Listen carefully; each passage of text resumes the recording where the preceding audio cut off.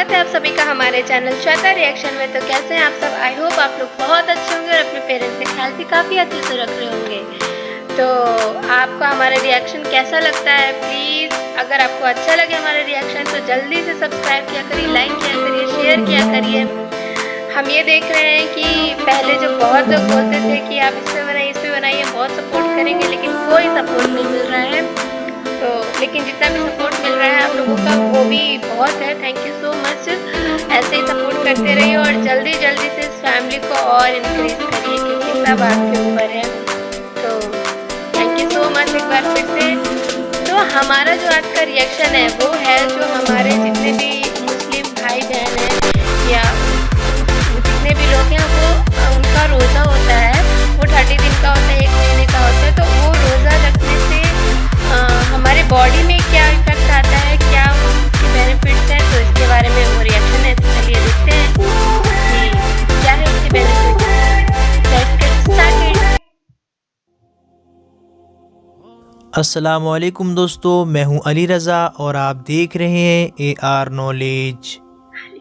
नाज़रीन ग्रामी, रमज़ान एक ऐसा बबरकत महीना है जिसमें अल्लाह ताला ने अपने बंदों पर 30 रोज़े फ़र्ज फरमाए हैं।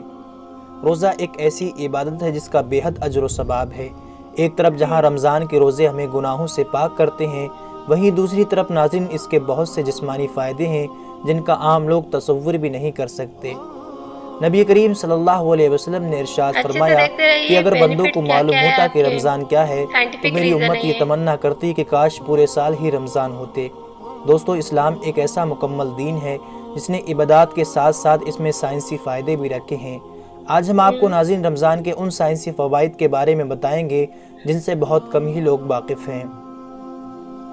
हाल ही में हुई दोस्तों एक रिसर्च के मुताबिक जो लोग रमज़ान के 30 रोज़ों का एहतमाम करते हैं उनमें कैंसर जैसी बीमारी, हार्ट अटैक और दिमागी बीमारियों के पैदा होने के ख़तरे बहुत ही कम हो जाते हैं। दोस्तों, दुनिया को हैरानी उस वक्त हुई जब जापान के एक बहुत ही मशहूर साइंसदान योशिनोरी असोमी को 2016 में मेडिकल में नोबेल प्राइज़ दिया गया। और नोबेल प्राइज़ उन्हें इसलिए दिया गया क्योंकि उन्होंने इस बात का पता लगाया कि किस तरह से हमारा शरीर बेकार और अलग अलग तरह की बीमारी पैदा करने वाली कोशिकाओं को खुद ही खा जाता है, जिसे उन्होंने ऑटोफेगी का नाम दिया। डॉक्टर योशिनोरी असोमी ने अपनी रिसर्च में बताया कि ऑटोफेगी का ये प्रोसेस जब शुरू होता है जब कोई इंसान 12 से 14 घंटे तक लगातार भूखा रहता है। क्योंकि दोस्तों, जब इंसान भूखा रहता है तो शरीर एनर्जी हासिल करने के लिए उन कोशिकाओं को खाना शुरू कर देता है जो बीमारी पैदा करने की वजह बनती हैं।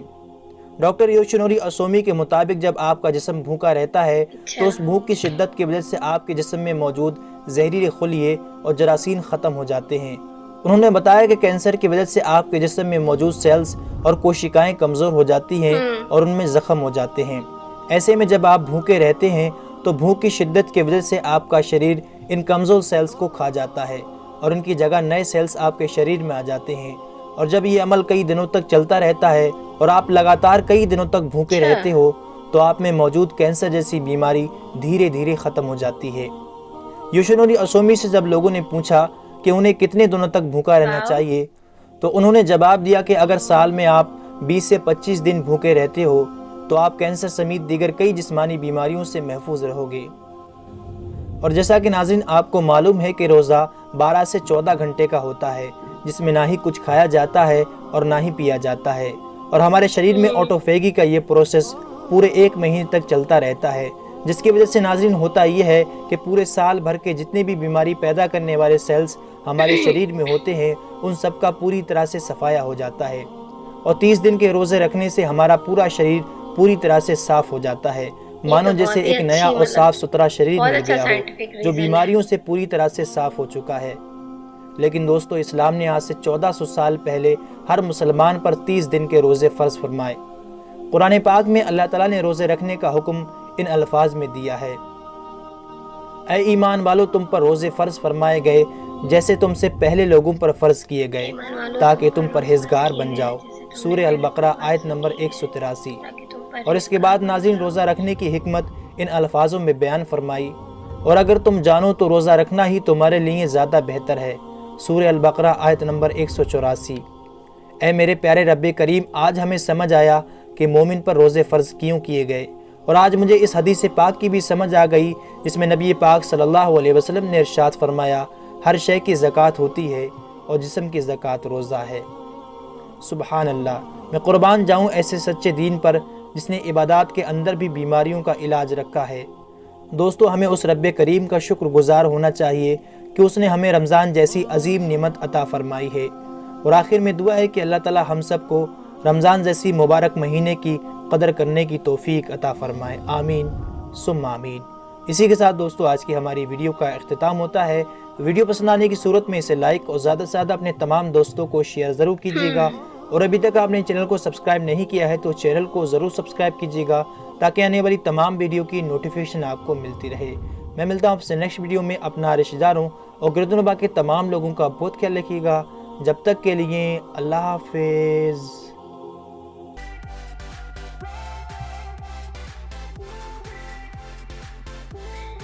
तो ये तो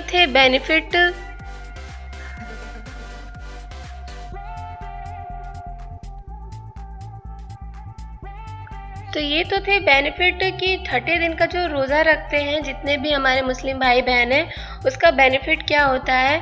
और ये एक साइंटिफिक रीज़न भी है कि अगर हम लोग कुछ भी 1 महीने तक या जो रोज़ा रखते हैं उतने 1 महीने तक अगर कुछ खाना ना खाएं तो फिर हम लोग कई सारे बीमारियों से लड़ सकते हैं, क्योंकि अनवांटेड चीज़ सारी ख़त्म हो जाती है, सारी टॉक्सिसिटी ख़त्म हो जाती है। तो इसकी वजह से रोज़ा रखा जाता है पूरे 30 दिन तक का। अब ये तो बहुत काफ़ी हार्ड होता है, हम लोगों के लिए काफ़ी हार्ड होता है, क्योंकि हम लोग खाते पीते रहते हैं ऑल टाइम, इसी वजह से बहुत ज़्यादा बीमार भी पड़ते हैं। तो अगर आप जो है तो वो तो रोज़ा रखते हैं, लेकिन अगर नॉर्मल पर्सन भी है जैसे और भी किसी रिलीजन के हैं तो वो हफ्ते में एक बार भी अगर फास्ट रखते हैं तो उनके लिए भी सही रहेगा, जिस पूरा रिफ़्रेशमेंट हो जाता है, पूरी बॉडी का टॉक्सिक चीज़ें जो है वो निकल जाती हैं। तो ये तो था हमारा रीज़न कि रोज़ा जो होता है वो क्यों रखा जाता है, इसके पीछे क्या साइंटिफिक रीज़न है। तो अगर आपको ये रीज़न समझ में आया, पसंद आया, तो जल्दी से इसको शेयर कर दीजिए हमारे चैनल को श्वेता रिएक्शन को। और मिलते हैं, तब तक के लिए बाय। और शेयर करिएगा, सब्सक्राइब करिए जल्दी से इस फैमिली को और बड़ा कर दीजिए, ताकि ऐसे ही साइंटिफिक चीज़ें और जो भी आपके काम वाली चीज़ें हैं वो हम आपको बताते रहें, इस पर रिएक्शन देते रहें। तब तक के लिए thank you so much for watching till last. Bye, take care.